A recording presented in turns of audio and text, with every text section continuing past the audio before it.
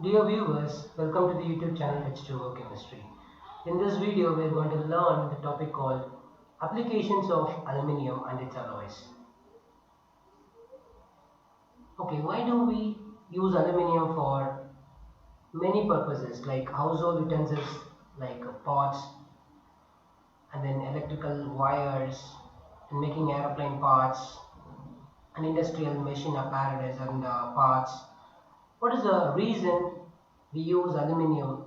The reasons are the good conductor of heat and electricity. That is the first one. We use it for the electrical cables.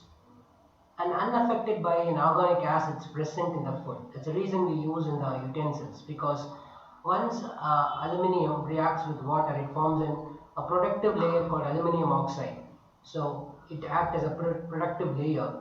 So it prevents the contact of organic acid and aluminium. The next is resistance to corrosion. That's the reason we use in the aircraft parts as well as machine parts. And light in weight and cheap when compared to other metal. That's the reason it is used in the aircraft. These are the reason you should know. Now we will see the other uses of aluminium alloys. The first aluminium alloy is duralumin or dural.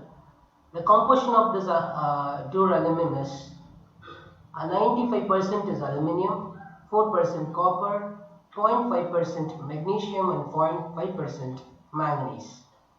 The uses for this is used in the aircraft frames, tools like this, and then windows, doors and pressure cookers. The duralumin is used. So this is the uses of duralumin. The next is magnalium.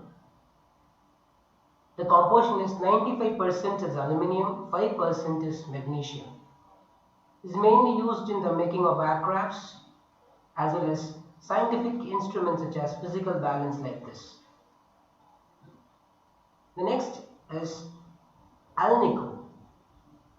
The composition of alnico is aluminium 20%, iron 50%, nickel 20%, and cobalt 10%. This mixture is highly ferromagnetic substance. So used for very powerful magnets. For we can say the alnico magnet can lift 4,000 times its own weight of iron. So that's a speciality of this alnico magnets. So there's another alloy of aluminium which has magnetic properties. The next one, aluminium bronze. The composition of aluminium bronze is aluminium 9.5%, copper 90% and tin is 0.5%. The uses, if you see, making in the artificial jewelry like this, coins and picture frames like this. So these are the general use of aluminium and aluminium alloys. I hope this video will be very helpful in learning the application of alloys of aluminium and aluminium.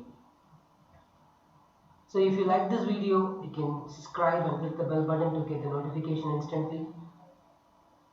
Share it to your friends, let them learn. Comment if you have any doubts. Thank you.